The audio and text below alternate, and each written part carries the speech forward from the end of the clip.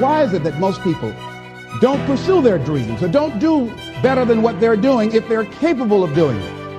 I think that many of us don't go the next step because we don't know what to do yet. And I say that the reason that we don't even explore the possibility of what to do is because subconsciously we don't believe that it can happen for us, and we don't believe that we deserve it. So here's what I'm suggesting. How much time do you spend working on you? How much time do you spend every day working on your dream? In the last 90 days, how many books have you read? In the last year, what new skill or knowledge have you acquired? What kind of investment have you made in you? So I'm saying that as you begin to look at where you want to go, if you want to make it today, and things are changing so fast you have to literally run to stand still, I'm saying that you've got to make some conscious effort to begin to work to develop you. Here's something else. Most people are not living their dreams because of fear, ladies and gentlemen. I was in Columbus, Ohio yesterday speaking for a particular Ohio department. A young lady named Karen who greeted me, who organized the event. Very talented, very skillful. And she was talking about she wanted to become involved in the consulting business. I said, why aren't you doing it? I said, you have the abilities. I said, you're not here because they like you. You're here because you're doing the job. You're making things happen. And she came up with all kinds of ideas, but finally she said, I guess I can't see myself doing it. I guess I'm afraid. Fear, limited vision, and lack of self-esteem is what keep most people doing things they don't want to do. I flew from Columbus, Ohio to Denver, Colorado to a major communications company. And the person that picked me up at the airport told me about the fact that the company was planning on having a major downsizing. And they offered some of the employees there an early retirement, and some of them would earn as much as $300,000. And they said, this is the last time that you can take this offer. If you don't do it, when we have the downsizing, you might be among those who will lose their jobs, and all you will get is your severance pay. And only 50% of the people who were eligible to take the $300,000 took it. The others were afraid to take a chance on themselves. The others couldn't see themselves beyond that company. They couldn't see life after that company. The same reason that people stay in relationships where they're abused or they're unhappy or it's unfulfilling. They can't see themselves beyond that relationship. They can't see themselves enjoying life without that person. They think that this is all that they can do. The same reason that people get stuck at a certain level in life. They can't see things being better for them. And they think that this is it and this is all they deserve. This is all they've ever seen. It's been passed on to them. And they think that this is it for them. Oh no. I was looking what Dr. Blanton, Smiley Blanton, who is a colleague of Dr. Norman Vincent Peale, what he said about fear. He said, fear is the most subtle and destructive of all human diseases. Ladies and gentlemen, fear kills dreams. Fear kills hope. Fear puts people in the hospital. Fear can age you. Fear, ladies and gentlemen, can hold you back from doing something that you know within yourself that you're capable of doing, but it will paralyze you. And it seems like you're in a hypnotic spell. And I ask you a question, what is the benefit? What's the benefit of allowing fear to hold you back?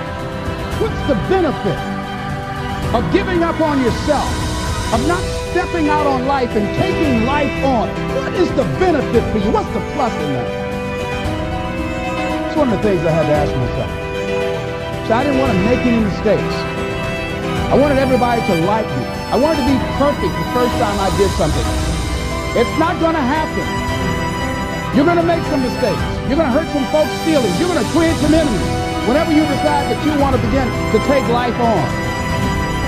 You've got to ask yourself, how long am I going to allow this to hold me back? I like what Zig Ziglar says. He said, fear is false evidence appearing real. That is an illusion that we create in our mind. It is a state of mind that can be changed. So let's look at how we can begin to take some steps to restructure that fear, to begin to expand our visions of ourselves, to begin to increase our self-esteem. Webster said that self-esteem means confidence and satisfaction in oneself. Look at your life right now. Whatever you've done up to this point in time, your life is working. Whatever you have produced, it came out of you as a result of the kind of person that you have become. It's a result of your choices. It's a result of your consciousness. Now you have to ask yourself, are you satisfied with what you have produced? Is this what you want? Would you like for things to be better than this? Do you believe that you deserve better than this? Or are you content? This is it. You don't have to do anything else. That you already resign yourself in life. You say, well, I'm happy. Are you allowing yourself to get off the hook like that? Or do you believe somewhere in the back of your mind or in your heart that there's some other great work for you to do? There's something else that life has for you. And that's why you're here. How do we handle this fear factor? How do we increase our self-esteem? You have to begin to fortify yourself. How do we do that? I believe that you have to begin to consciously monitor your inner conversation and start talking to yourself. Start building yourself up. Sometimes the only good things you will hear about you are the things that you say to you. So I'm saying learn to be your own booster. Start building yourself up. Start encouraging yourself. Start saying, I can do this. I can make this happen. When I started thinking about becoming a speaker, I said, yes, I can do this. I can make this happen. When I start trying to convince myself I can be a businessman after flopping and failing and losing thousands of dollars and feeling stupid and dumb and having people take advantage of me because of what I didn't know, I had to talk to myself because people were saying to me that I was dumb. And somewhere in the back of my mind, I was saying, you're right, look at what I've done. I had to say, no, Les. Hey, come on, man, get yourself together. You can handle this. You just haven't figured it out yet. It's all right. This is your training period. This is the tuition you have to pay for what you don't know.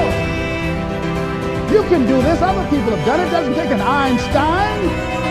Get you some people that can teach you some stuff that you don't know. Get you some people that have done it successfully and learn from them. Take some seminars, workshops, read some books on how to manage a business.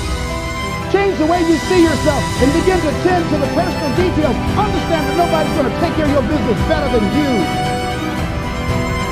And when I start changing that kind of mindset of beating myself up because of my mistakes and start looking at the possibility of my doing better, of my making the adjustment that would enable me to do what I want to do successfully, things begin to change. And I'm saying stop beating up on yourself. You do it. I know you do it. I've done it.